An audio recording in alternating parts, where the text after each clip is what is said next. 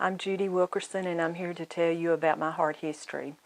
My story began on January 10th, 1990. That morning I was taking a shower and I had an event that caused me to pass out. Once I regained consciousness, I got to the bed, called my husband, and he told me to hang up. He would call back and wake my children up so they could check on me.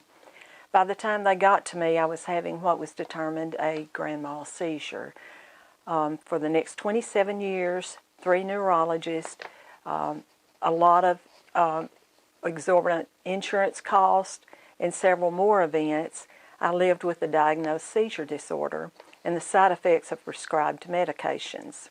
During that time, I never had another grand mal, but I had similar events where I had weakness and blank stares. Now fast forward to April 2017. The neurologist I was seeing at the time moved, and I was forced to find neurologist number 4. A friend recommended Dr. Brent Ironside in Little Rock. On my first appointment, he asked me to describe what happens when I have one of my seizure events. After doing so, he told me he did not believe I was having seizures, and to be sure he would like to order a series of neurological tests, and he wanted me to have a tilt table exam. April 15th, 2017, during what my husband and I thought was going to be a routine test, I had passed on a couple of other occasions. My blood pressure and pulse rate began to drop rapidly, and I coded on the tilt table. After 45 seconds of chest compressions, I regained consciousness and was later told I needed a pacemaker and was scheduled for surgery the next day. My doctor would be unavailable to do this surgery, but another doctor would be the one to do it. This surgery, according to the surgeon, was successful, and I was sent to recovery. Later that morning, I was sitting in my bed about to eat lunch when I began to feel strange. By the grace of God, my husband was in the room with me and got help. After losing consciousness and regaining it a couple of times, I coded again. The trauma team rushed me into surgery where, God's grace provided a surgeon that was available at that time, and he performed open heart surgery after I coded for a 3rd time.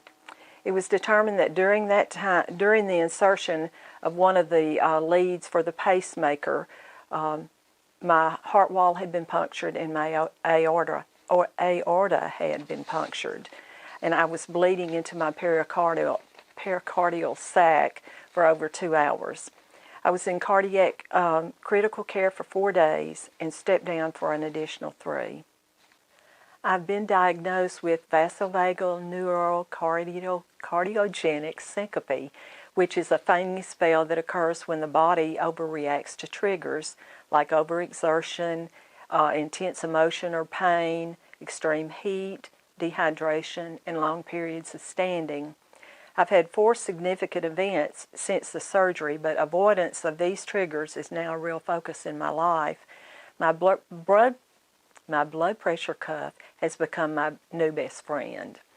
I want to urge everyone to be very aware of their body. You don't have to have a heart attack to have heart problems, heart issues. Just remember that.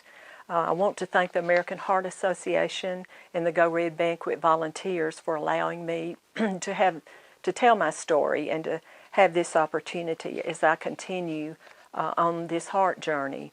I covet your prayers.